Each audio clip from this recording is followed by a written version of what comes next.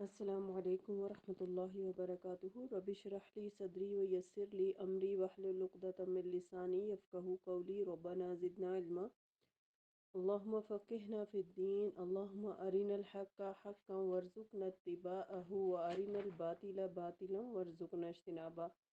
سورۃ الانعام آیت نمبر 92 تک ہم پڑھ چکے ہیں، ریکیپ کر لیتے ہیں۔ اعوذ باللہ من الشیطان الرجیم، بسم اللہ الرحمن الرحیم۔ وما قدر اللہ حق قدرہ اذ قالوا ما انزل اللہ علی بشر من شیء قل من انزل الکتاب الذی جاء به موسیٰ نورا وہدی للناس تجعلونہ قراطیس تبدونها وتخفون كثيرا وعلمتم ما لم تعلموا انتم ولا آباؤكم قل اللہ ثم ذرهم فی خوضهم یلعبون۔ ان لوگوں نے اللہ کو ایسے نہیں پہچانا جیسے اسے پہچاننا چاہیے تھا۔ کہتے ہیں کہ اللہ نے کسی بشر پر کبھی کچھ نہیں اتارا۔ آپ صلی اللہ علیہ وسلم ان سے پوچھئے، جو کتاب موسیٰ علیہ السلام لائے تھے اسے کس نے اتارا تھا؟ وہ کتاب جو لوگوں کے لیے نور اور ہدایت تھی، تم نے اسے ورق ورق بنا کر رکھا ہے۔ ان میں سے کچھ ورق تو ظاہر کرتے ہو اور زیادہ چھپا جاتے ہو۔ اس کتاب سے تمہیں وہ کچھ سکھایا گیا تھا جو نہ تم جانتے تھے اور نہ تمہارے آباء و اجداد۔ آپ کہہ دیجئے کہ اسے اللہ ہی نے اتارا تھا، پھر انہیں چھوڑیے کہ وہ اپنی فضول بحثوں ہی میں پڑے کھیلتے رہیں۔ یہ کتاب جو ہم نے اتاری ہے بڑی خیر و برکت والی ہے، یعنی قرآن پاک اپنے سے پہلی کتابوں کی تصدیق کرتی ہے اور اس لیے اتاری کہ آپ صلی اللہ علیہ وسلم اس کے ذریعے سے اہل مکہ اور آس پاس کے لوگوں کو ڈرائیں، اور جو لوگ آخرت پر یقین رکھتے ہیں وہ اس پر ایمان لاتے ہیں اور وہ اپنی نمازوں کی پابندی کرتے ہیں۔ آج کی آیت نمبر 93۔ وَمَنْ أَظْلَمُ مِمَّنِ افْتَرَى عَلَى اللَّهِ كَذِبًا أَوْ قَالَ أُوحِيَ إِلَيَّ وَلَمْ يُوحَ إِلَيْهِ شَيْءٌ وَمَنْ قَالَ سَأُنزِلُ مِثْلَ مَا أَنزَلَ اللَّهُ وَلَوْ تَرَىٰ إِذِ الظَّالِمُونَ فِي غَمَرَاتِ الْمَوْتِ وَالْمَلَائِكَةُ بَاسِطُو أَيْدِيهِمْ اخرجوا انفسکم اليوم تجزون عذاب الہون بما کنتم تقولون علی اللہ غیر الحق وکنتم عن آیاتہ تستکبرون۔ اور اس شخص سے بڑا ظالم کون ہو سکتا ہے جس نے اللہ پر بہتان باندھا، یا جس نے کہا کہ میری طرف وحی کی گئی ہے حالانکہ اس کی طرف کچھ بھی وحی نہ کی گئی ہو، یا جو کہتا ہے کہ میں بھی ایسی چیز نازل کر سکتا ہوں جو اللہ نے نازل کی ہے۔ کاش آپ ان ظالموں کو دیکھیں جب وہ موت کی سختیوں میں مبتلا ہوتے ہیں اور فرشتے ان کی طرف اپنے ہاتھ پھیلاتے ہوئے اور کہتے ہیں لاؤ اپنی جانیں نکالو، آج تمہیں ذلت کا عذاب دیا جائے گا کیونکہ تم ناحق باتیں اللہ کے ذمے لگاتے تھے اور اس کی آیتوں کو ماننے کے بجائے ان سے تکبر کرتے تھے۔ اب یہاں اس آیت میں سب سے بڑا ظالم کون بتایا گیا ہے؟ یہاں اس آیت میں سب سے بڑے ظالموں کی 3 اقسام بیان فرمائی گئی ہیں، جس میں سے پہلی قسم یہ ہے کہ جس نے کوئی بات خود تراش لی ہو اور اللہ کے ذمہ لگا دے کہ یہ اللہ کا حکم ہے۔ اس میں وہ تمام لوگ شامل ہیں جو شرک اور بدعات کی مختلف اقسام خود سے ایجاد کرتے ہیں، پھر انہیں شریعت سے ثابت کرنے کی کوشش کرتے ہیں اور اس طرح ان رسوم و بدعات پر مذہبی تقدس کا خول چڑھا دیتے ہیں۔ اس میں وہ لوگ بھی شامل ہیں جو اللہ کی آیات کا غلط مطلب نکال کر اور ان کی غلط تعویل کر کے غلط سرت فتوے دیتے ہیں اور اس کے عوض عارضی فائدے حاصل کرتے ہیں۔ دوسرے وہ جھوٹے نبی جنہوں نے نبی صلی اللہ علیہ وسلم کے بعد اپنی نبوت کا دعویٰ کیا یا کریں گے حالانکہ آپ صلی اللہ علیہ وسلم خاتم النبیین ہیں، جیسے مسیلمہ کذاب، اسود انسی، سجاہ بنت حارث اور مرزا غلام احمد قادیانی، اور ایسے ہی دوسرے لوگ، جیسا کہ آپ صلی اللہ علیہ وسلم نے فرمایا، صحیح بخاری کی حدیث ہے کہ میرے بعد 30 کے لگ بھگ ایسے کذاب اور دجال پیدا ہوں گے جو اپنی نبوت کا دعویٰ کریں گے۔ وہ اور تیسرے اس حکم میں کون آتے ہیں، یعنی سب سے بڑے ظالم کون ہیں؟ وہ لوگ جو یہ دعویٰ کریں کہ ہم بھی قرآن جیسی چیز بنا سکتے ہیں، جیسا کہ ایک دفعہ کفار مکہ نے بھی کہا تھا، جسے اللہ تعالیٰ نے بیان فرمایا ہے سورہ الانفال میں، لَوْ نَشَاءُ لَقُلْنَا مِثْلَ هَٰذَا، کہ اگر ہم چاہیں تو اس کلام جیسی کلام لا سکتے ہیں۔ حالانکہ جب قرآن نے انہیں ایسی ایک ہی صورت بنا لانے کا چیلنج کیا تو وہ اپنی بھرپور اور اجتماعی کوششوں کے باوجود اس کی کوئی مثال لانے پر قادر نہیں ہو سکے۔ تو مندرجہ بالا اقسام کے ظالم اس لحاظ سے سب سے بڑھ کر ظالم ہیں کہ انہوں نے براہ راست اللہ پر الزام لگائے۔ انہیں سزا بھی سب ظالموں سے بڑھ کر ہوگی۔ ان پر موت طاری ہوتے ہی فرشتے انہیں ڈانٹنا شروع کر دیں گے اور نہایت شدت اور سختی کے ساتھ ان کی روحیں قبض کریں گے۔ اسی وقت انہیں اپنی قدر و عافیت ٹھیک ٹھیک معلوم ہو جائے گی اور سب شیخیاں کرکری ہو جائیں گی، اور اسی دن انہیں رسوا کرنے والے عذاب سے دوچار کیا جائے گا جب انہیں اپنی حیثیت کا پتہ چلے گا۔ آیت نمبر 94، وَلَقَدْ جِئْتُمُونَا فُرَادَىٰ كَمَا خَلَقْنَاكُمْ أَوَّلَ مَرَّةٍ وَتَرَكْتُم مَّا خَوَّلْنَاكُمْ وَرَاءَ ظُهُورِكُمْ وَمَا نَرَىٰ مَعَكُمْ شُفَعَاءَكُمُ الَّذِينَ زَعَمْتُمْ أَنَّهُمْ فِيكُمْ شُرَكَاءُ لَقَد تَّقَطَّعَ بَيْنَكُمْ وَضَلَّ عَنكُم مَّا كُنتُمْ تَزْعُمُونَ۔ اور اللہ تعالیٰ فرمائے گا، تم ہمارے پاس اکیلے اکیلے ہی آ گئے جیسا کہ ہم نے تمہیں پہلی بار پیدا کیا تھا، اور جو نعمتیں ہم نے تمہیں عطا کی تھیں سب اپنے پیچھے چھوڑ آئے ہو۔ ہم تمہارے ساتھ تمہارے وہ سفارشی نہیں دیکھ رہے جن کے متعلق تمہارا خیال تھا کہ تمہارے معاملات میں وہ اللہ کے شریک ہیں۔ اب تمہارے درمیان رابطہ کٹ چکا ہے، تمہیں وہ باتیں ہی بھول گئی ہیں جو تم گمان کیا کرتے تھے، یعنی دنیا میں بڑی بڑی ڈھینگیں مارتے تھے کہ ہم بھی کلام اللہ لا سکتے ہیں، اور ہم بھی جو ہے وہ بڑے جتھے رکھتے ہیں اور ہماری مدد کے لیے جو ہے وہ سب موجود ہوں گے۔ تو مرنے کے بعد انسان کی بے بسی کا عالم یہاں پر بیان کیا جا رہا ہے نا، کیونکہ اوپر والی آیت میں ہم نے یہ پڑھا کہ کاش تم دیکھ سکو جب فرشتے موت کے وقت ان کی طرف اپنے ہاتھ بڑھا رہے ہوں گے۔ تو اس سے اگلی بات کیا بیان کی جا رہی ہے کہ جتنی ہم نے اقسام اوپر پڑھی ہیں، اللہ تعالیٰ کے اختیار و تصرف میں کسی دوسرے کو یہ ظالم شریک سمجھتے تھے، اسے اپنے نفع و نقصان کا مالک سمجھتے تھے، حاجت روا اور مشکل کشا سمجھتے تھے، اور یہ سمجھتے تھے کہ ہمارے یہ معبود بت یا اولیاء یا بزرگ اللہ سے سفارش کر کے ہمیں آخرت کے عذاب سے بچا لیں گے۔ دوسری بات یہ بھی معلوم ہوتی ہے کہ موت کے ساتھ ہی انسان کی اللہ کے حضور پیشی ہو جاتی ہے۔ اس پیشی کے وقت نہ اس کا مال و دولت موجود ہوتا ہے، نہ رشتہ دار، نہ وہ بزرگ جن کے متعلق انہوں نے سستی نجات کا عقیدہ وابستہ کر رکھا ہوتا تھا، کیونکہ موت کے بعد انسان ویسے ہی تن تنہا قبر میں جاتا ہے جیسا کہ تن تنہا ماں کے پیٹ سے پیدا ہوا تھا، اور جیسے پیدائش کے بعد یہ مختلف قسم کے تعلقات پیدا ہوئے تھے، موت کے ساتھ ہی یہ سب رشتے کٹ جاتے ہیں۔ صرف انسان کے اپنے اعمال پر ہی اخروی انجام کا دار و مدار ہوگا۔ موت کے بعد ان ظالموں کو یہ یاد ہی نہیں رہے گا کہ دنیا میں ان کے تعلقات کس کس سے تھے اور یہ تعلقات کس کس نوعیت کے تھے۔ آیت نمبر 95، ان اللہ فالق الحب والنوا یخرج الحی من المیت ومخرج المیت من الحی ذالکم اللہ فانا توفکون۔ بلا شبہ اللہ ہی دانے اور گٹلی کو پھاڑنے والا ہے، وہ زندہ کو مردہ سے اور مردہ کو زندہ سے نکالنے والا ہے۔ یہ کام تو اللہ کرتا ہے، پھر تم کہاں سے بہکائے جاتے ہو؟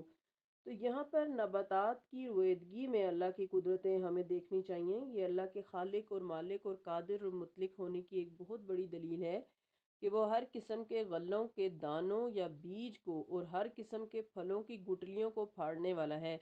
غلے کے بیج یا پھل کی گٹلی کو جب زمین میں دبا دیا جاتا ہے، پھر جب اس زمین کو سیراب کیا جاتا ہے تو یہ بیج یا گٹلی پھٹ کر دو حصوں میں بٹ جاتی ہے اور دو شاخیں نکلتی ہیں۔ ایک شاخ تو زمین کے اندر جڑ کی صورت میں نیچے کی طرف بڑھنا شروع ہو جاتی ہے، اور دوسری شاخ کومپل بن کر زمین کو پھاڑ کر اسے باہر نکل آتی ہے۔ پھر اسی سے برگ و بار اور پھول پھل نکلنا شروع ہو جاتے ہیں، اور اس بات کے باوجود کہ تخم ایک ہوتا ہے، زمین ایک، پانی ایک، طبیعت ایک، مگر زمین سے باہر نکلنے والی شاخ کے اثرات زمین کے اندر جانے والی شاخ سے مختلف ہوتے ہیں، اور باہر نکلنے والی شاخ کے آثار بھی کئی طرح کے ہوتے ہیں، پتوں کی شکل میں اور پھولوں کی اور پھلوں کی، اور ہر بیج اور گٹلی اسی پودے کے برگ و بار پیدا کرتے ہیں جس کا وہ بیج یا گٹلی ہوتی ہے۔ یہ سب باتیں اللہ کی قدرت کی کمال کاریگری پر دلالت کرتی ہیں۔ دوسری اخروی زندگی پر دلیل، یعنی یہ اللہ کے خالق و مالک اور قادر مطلق ہونے کی دوسری بڑی دلیل ہے کہ وہ زندہ چیز سے مردہ اور مردہ چیز سے زندہ چیز پیدا کرتا ہے۔ کوئی انسان یا کوئی دوسری مخلوق یہ دونوں کام نہیں کر سکتی۔ پھر جب صورتحال یہ ہے تو دوسرے اللہ کے اختیار اور تصرف میں شریک کیسے بن جاتے ہیں؟ پھر مردہ زندہ اور زندہ سے مردہ پیدا کرنے کی بھی کئی صورتیں ہوتی ہیں۔ مثلا اللہ نے انسان کو مٹی سے پیدا کیا جو بے جان چیز ہے، پھر اس کی تمام ضروریات اسی مٹی یا زمین سے وابستہ کر دی، پھر یہ زندہ انسان مرنے کے بعد اسی مٹی میں مردہ مٹی میں چلا جاتا ہے۔ اسی حقیقت سے اللہ تعالیٰ نے معاد پر استدلال کیا ہے۔ مثلا زمین سے پودے اور درخت پیدا ہوتے ہیں جن میں زندگی کے آثار موجود ہوتے ہیں، پھر یہی چیزیں زمین میں مل کر پھر مردہ بن جاتی ہیں۔ مثلا مرغی سے انڈا پیدا ہوتا ہے، پھر انڈے سے مرغی پیدا ہوتی ہے۔ گویا زندہ سے مردہ اور مردہ سے زندہ پیدا ہونے کی بے شمار مثالیں اس دنیا میں موجود ہیں، اور یہ سب کام ایسے ہیں جو کسی انسان یا کسی دوسری ہستی کے بس کا روگ ہی نہیں۔ اسی پر اخروی زندگی کو قیاس کیا جا سکتا ہے، اور یہ سمجھنے میں کچھ دقت بھی پیش نہیں آتی کہ انسان کے جسم کا مٹی میں مل کر مٹی بن جانے کے بعد اللہ اسے مٹی ہی سے دوبارہ پیدا کرنے کی قدرت بھی رکھتا ہے۔ آیت نمبر 95، فالق کل اصباح وجعل اللیل سکنا والشمس والقمر حسبانا ذالک تقدیر العزیز العلیم۔ وہ صبح کی روشنی کو نکالنے والا ہے، اسی نے رات کو باعث آرام بنایا اور سورج اور چاند کو مقرر حساب کے مطابق چلایا، اور یہ سب کچھ اس زبردست قوت والے اور سب کچھ جاننے والے کے اندازے کے مطابق ہے۔ اس آیت اور اس سے اگلی آیت میں اللہ تعالیٰ نے اپنی ایسی آیات یا نشانیاں بیان فرمائی ہیں جنہیں اس خالق و مالک اور قادر مطلق کے سوا کوئی بھی وجود میں نہیں لا سکتا، اور ان میں ایک غور و فکر کرنے والے انسان کے لیے وجود باری تعالیٰ پر واضح دلائل مل جاتے ہیں اور اس کی معرفت حاصل ہو جاتی ہے۔ مثلا ایک یہ کہ گردش لیل و نہار کا نظام اس لیے بنایا گیا کہ تم دن کو اپنے کام کاج کر سکو، رات کو اپنی تھکاوٹ دور کرنے کے لیے آرام کر سکو۔ کام کاج کے لیے روشنی کی ضرورت ہوتی ہے تو اس نے رات کے ختم ہوتے ہی روشنی کا انتظام فرما دیا، اور آرام کرنے کے لیے اندھیرا درکار ہوتا ہے تو اس کا انتظام فرما دیا۔ پھر چاند اور سورج کو اپنی اپنی گردش میں قواعد و ضوابط کا اس قدر پابند بنا دیا کہ جس سے وہ ذرا بھی انحراف یا تجاوز نہیں کرتے، نہ ہی لمحہ بھر کی تقدیم و تاخیر کرتے ہیں۔ پھر انہی سے تم دنوں، مہینوں اور سالوں کے شمار کر کے تاریخ بھی مرتب کرتے ہو۔ کیا اس نظام کائنات میں اللہ کا کوئی شریک ہے یا اللہ کے سوا کوئی دوسرا ایسے نظام میں وجود میں لا سکتا ہے؟ پھر فرمایا کہ هو الذی جعل لکم النجوم لتہتدوا بہا فی الظلمات البر والبحر قد فصلنا الآیات لقوم یعلمون۔ اور وہی تو ہے جس نے تمہارے لیے ستارے پیدا کیے تاکہ تم ان سے بر و بحر کی تاریکیوں میں راستہ معلوم کر سکو۔ ہم نے یہ نشانیاں کھول کھول کر بیان کر دی ہیں ان لوگوں کے لیے جو علم رکھتے ہوں۔ تو سورج اور چاند کے علاوہ اللہ نے ستارے بھی پیدا فرمائے ہیں جو تاریک تاراتوں میں جب چاند بھی غائب ہوتا ہے تو کچھ نہ کچھ روشنی پہنچاتے رہتے ہیں۔ نیز ان کی چال میں بھی چونکہ ایک ترتیب ہے، لہٰذا رات کی تاریکی میں ان کی چال سے یہ بھی معلوم کیا جا سکتا ہے کہ رات کا کتنا حصہ گزر چکا ہے اور کتنا باقی ہے۔ سمت بھی معلوم کی جا سکتی ہے، اس وقت ہم کون سی سمت میں سفر کر رہے ہیں، اور اسی طرح راستے کا بھی تعین ہو سکتا ہے۔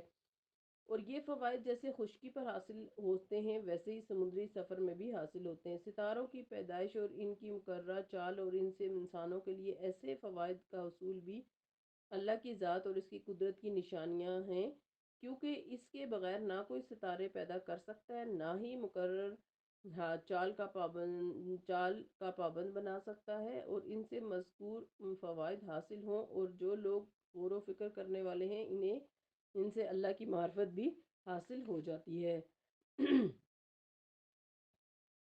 پھر اگلی آیت میں فرمایا کہ آیت نمبر 97، وَهُوَ الَّذِي وہ اللہ وہ ذات ہے انشاکم من نفس واحدۃ فمستقر و مستودع قد فصلنا الآیات لقوم یفقہون، اور وہی تو ہے جس نے تمہیں ایک جان یعنی آدم علیہ السلام سے پیدا کیا، پھر یہ ہر ایک کے لیے جائے قرار ہے اور سونپنے جانے کی جگہ۔ یہ نشانیاں ہم نے ان لوگوں کے لیے کھول کر بیان کی ہیں جو سوجھ بوجھ رکھتے ہوں، سمجھ رکھتے ہوں۔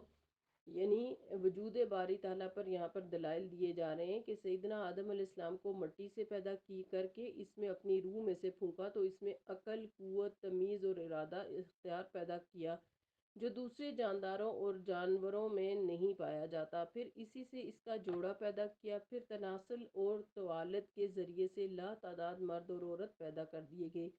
یہ بھی اللہ ہی کا کارنامہ ہے، کوئی انسان یا کوئی دوسری ہستی ایک آدمی بھی نہیں بنا سکتی۔ پھر ان مردوں اور عورتوں میں سے ہر ایک کے لیے ایک جائے قرار اور ایک سپردگی کا مقام ہے۔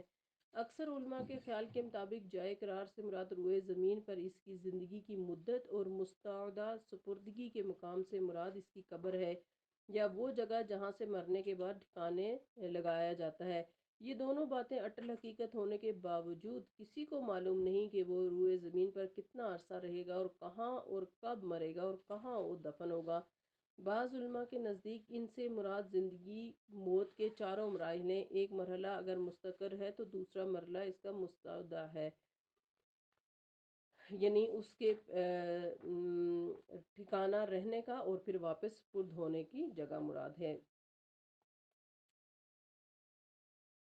آیت نمبر 99۔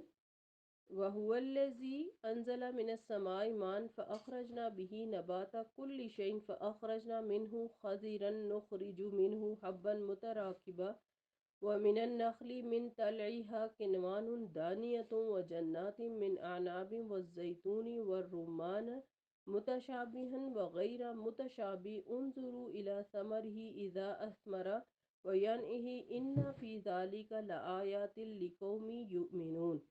اور وہی تو ہے جس نے آسمان سے پانی برسایا، پھر اس سے ہم نے ہر طرح کی نباتات اگائیں اور ہرے بھرے کھیت پیدا کیے جن سے ہم تہ بدہ دانوں والے خوشے نکالتے ہیں، اور کھجوروں کے شگوفوں سے گچھے پیدا کرتے ہیں جو بوجھ کی وجہ سے جھکے ہوتے ہیں۔ نیز انگور، زیتون اور انار کے باغات پیدا کیے جاتے ہیں جن کے پھل ملتے جلتے بھی ہوتے ہیں اور الگ الگ بھی۔ ان کے پھل لانے اور پھلوں کے پکنے پر ذرا غور تو کرو، ان باتوں میں ان لوگوں کے لیے بہت سی نشانیاں ہیں جو ایمان لاتے ہیں۔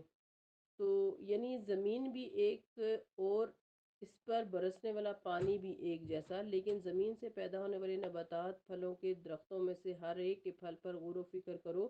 کھجور کے پھل پر اس کی ترکیب کو دیکھو، پھر انگور کو دیکھو جس میں نازک اور معمولی سا بیج ہوتا ہے، انار کو دیکھو کہ اس کے دانے آپس میں کس قدر جڑے ہوئے اور ترتیب سے ہوتے ہیں۔ یہ دیکھو کہ زمین ایک درخت کی جنس، ایک پانی، لیکن ایک پھل کا ناقص ہے اور ایک کا پھل ناقص ہے اور دوسرے کا عمدہ۔ پھر کسی درخت کے پھل پر پھل لگنے سے لے کر اس کے پکنے تک کے مراحل پر غور کرو، ایک ایک بات سے تمہیں اللہ کی قدرت کے نشانات ملتے جائیں گے۔ اصل مسئلہ یہ ہے کہ کوئی غور کرنے والا تو ہو، اور اگر کوئی انہیں عام معلومات سمجھ کر ان میں غور و فکر کرنے کی زحمت ہی نہیں کرتا تو اسے اللہ کی یہ نشانیاں کیسے نظر آ سکتی ہیں۔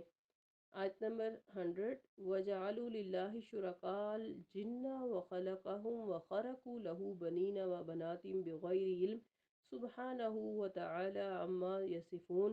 ان لوگوں نے جنوں کو اللہ کا شریک بنا دیا، حالانکہ اللہ ہی نے انہیں پیدا کیا، پھر بغیر علم کے اللہ کے لیے بیٹے اور بیٹیاں گھر ڈالیں۔ جو کچھ یہ لوگ بیان کرتے ہیں اللہ اس سے پاک اور بہت بلند ہے۔ تو اتنی ساری نشانیاں گنوانے کے بعد اللہ سبحانہ و تعالیٰ فرما رہے ہیں کہ یہ ساری نشانیوں پر غور و فکر کرنے کے بجائے انہوں نے یعنی اللہ تعالیٰ کے ساتھ شریک بنا لیے۔ ان مشرکوں نے محض اپنے وہم و گمان سے یہ طے کر لیا کہ اتنی وسیع کائنات کا پورا نظام اکیلے اللہ کیسے سنبھال سکتا ہے۔ ضروری ہے کہ اس پورے نظام میں اور انسانوں کی قسمت کو بنانے اور بگاڑنے میں کئی دوسری پوشیدہ ہستیاں بھی شریک ہوں۔ کوئی بارش کا دیوتا ہو، کوئی رویدگی کا، کوئی پھلوں میں رس بھرنے کا، کوئی دولت کی دیوی، کوئی صحت کی، اور کوئی مرض اور بیماریوں وغیرہ کا۔ اس قسم کے لاغ خیالات دنیا کی تمام مشرق قوموں میں پائے جاتے ہیں۔ بالعموم تمام ستارہ پرست قوموں کا یہی شیوہ رہا ہے کہ جو ان ستاروں کی ارواح اور ان کی خیالی شکلوں کے مجسمے بناتی ہیں، انہی ارواح کو قرآن نے کہا ہے کہ جن اور کہیں شیاطین کے الفاظ سے ذکر کیا۔ پھر ان لوگوں نے ان دیوی دیوتاؤں کی نسل چلا کر ایک پوری دیو مالا مرتب کر دی ہے۔ ہندی، مصری، یونانی، بابلی تہذیبوں میں ایسی پوشیدہ ارواح کی پرستش کا عقیدہ بالعموم پایا جاتا رہا۔ انہیں دیوی دیوتاؤں میں سے بعض کو انہوں نے اللہ کے بیٹے اور بیٹیاں قرار دیا۔ اہل عرب بھی فرشتوں کو اللہ کی بیٹیاں قرار دیتے تھے۔ اللہ تعالیٰ نے یہ جواب دیا کہ جن تو اللہ کی مخلوق ہیں، اور جو مخلوق ہو وہ بندہ اور غلام تو ہو سکتا ہے، شریک نہیں ہو سکتا۔ اور اللہ کی جب بیوی ہی نہیں اور وہ اس سے بے نیاز بھی ہے تو پھر اس کے بیٹے اور بیٹیاں کیسے ہو سکتے ہیں؟ تو ان آیات میں ہم نے آج تفصیل کے ساتھ اللہ تعالیٰ کی یعنی وحدانیت اور اللہ تعالیٰ کی نشانیوں کے بارے میں پڑھا کہ اللہ تعالیٰ نے کیا کچھ اس کائنات میں پیدا کر رکھا ہے۔ اگر کوئی اللہ کو پہچاننا چاہے اور اللہ سے جڑنا چاہے تو یہ نشانیاں اس کے لیے کچھ کم نہیں ہیں۔ لیکن جنہوں نے نہیں ماننا اللہ کو، وہ ان سب نشانیوں کو دیکھ کر بھی مشرکوں کو اللہ کا جو ہے وہ شریک کرتے ہیں اور اپنے نام اعمال کو خراب کرتے ہیں۔ جو سب سے اہم بات ہم نے آج کی تفسیر میں سیکھی ہے وہ یہ ہے کہ ہم سب کو ہر حال میں شرک سے بچنا چاہیے اور کسی بھی معاملے میں شرک اور بدعات کے ذریعے سے اللہ کا مقابلہ کرنے کی کوشش نہیں کرنی چاہیے۔ اللہ تعالی ہم سب کو بہترین سیکھنے والا، بہترین عمل کرنے والا بنائے، آمین۔ سبحانک اللہم و بحمدک، نشہد ان لا الہ الا انت، نستغفرک و نتوب الیک۔ السلام علیکم ورحمۃ اللہ وبرکاتہ۔